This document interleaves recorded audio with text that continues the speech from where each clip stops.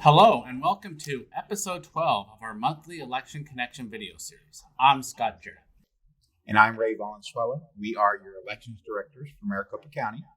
Each month, we will have a new episode of Election Connection, where you, the viewers, can submit questions to us. The question in today's episode comes from the May Just the Facts newsletter, where you can sign up at justthefacts.vote.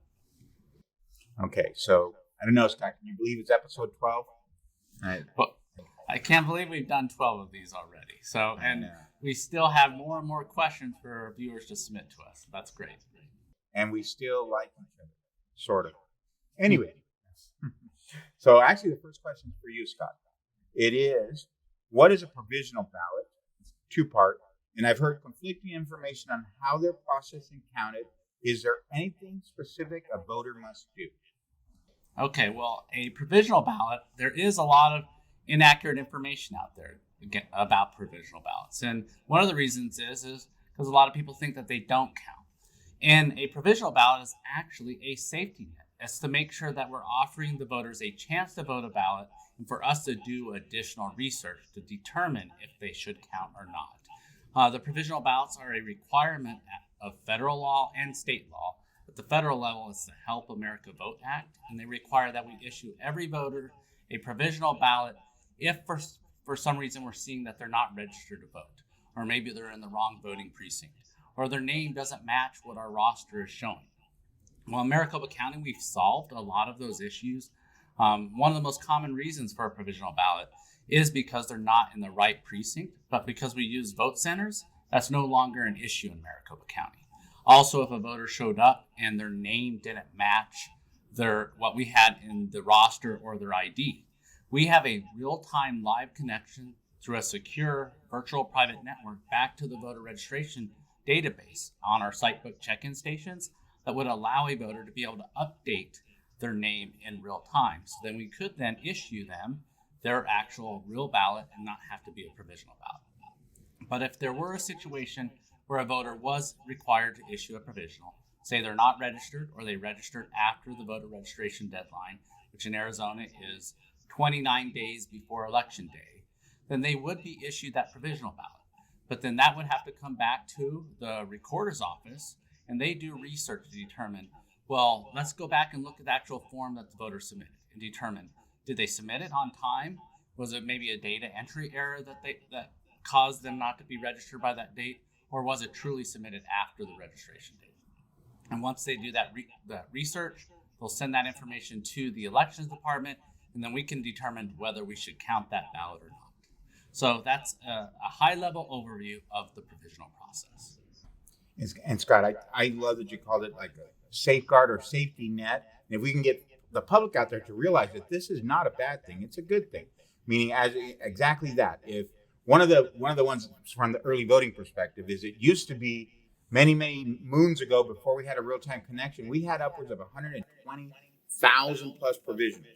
Using the 2022, we had a total of 7,800-ish provisions. Well, thank you, Scott.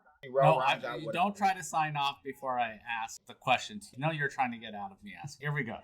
Can you talk about Track My Mail and how I can sign up before the next election? That's me. I really am always impressed by our viewers, because we want to promote this so much because, and again, I tout the fact that we are like the Amazon of elections. Everybody's so used to saying that instant information at their hands to say, your packet's been ordered, it's been delivered, it's at your front door. We can do the same thing, and we're trying to get advocates out there, you the listener, to say, not only for yourself, but tell two friends and so on and so on. But there are two ways to track your mail. First is utilizing the United States Postal Service informed delivery. That is not so much sponsored through it, or we do put up an image of your packet, if you will, to show that it has been delivered. But informed delivery is basically a service the United States Postal Service provides that allows you to know what's in your mailbox today. So I'll give a plug for them. If you actually, to find it, you literally can search informed delivery by USPS. Whatever search engine you're using, put that in there. As soon as you get there, it'll take you to a sign up for free button. You can create an account, verify your identity because it does want to make sure it is you, and watch for updates literally from the United States Post Office by email using their online dashboard, similar to what we'll talk about on our dashboard, but the USPS online dashboard and or the USPS mobile app. So you can see not just our mail, but any mail you get, and but more specifically, our mail. You can click on that link through there. It'll take you to our website using the USPS informed delivery process. Or, and this is where you're talking about our online dashboard, you can join the ballot status subscription service. What does that mean? You sign up just like you would sign up for this, or sign up through Amazon. And I keep giving a plug, which I probably shouldn't, but to say I want to be informed. So sign up for our ballot status subscription service, and you'll get instant updates on the progress of your ballot. So subscribers are automatically sent and notified when the ballot is prepared, when it's mailed, when it's received back by us, verified and counted. How much more can you ask for? And it helps us help you as the voter to have transparency. One of the little side notes is, let's say, and there's some topic about what if my signature doesn't match? That service will actually send you that text to say, we have a question with your signature. Call us immediately, 602-506-1501, or give you an option on how to resolve that. So a great service that will, again, will notify you by email or text. You decide when you sign up. And how do you do that? Well, it's easy as texting the word join, JOIN, to 628-683. And again, join to 628-683, or by visiting our online dashboard, which we call our personal voter dashboard, at beballotready.vote. On that page, you'll see everything about your registration. You'll have to log in with some credentials to make sure you are who you are. But when you get there, it's going to tell you if there's an election going on. It's going to tell you what we have on file. So as Scott mentioned, you don't have to vote a provisional, or you can verify, wait a minute, it does say Ray Valenzuela, not Reynaldo, and it should say Ray King, middle name, Valenzuela. That's a personal plug, but it's not.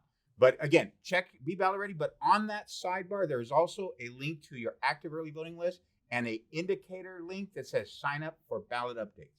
We'll do that, promote that.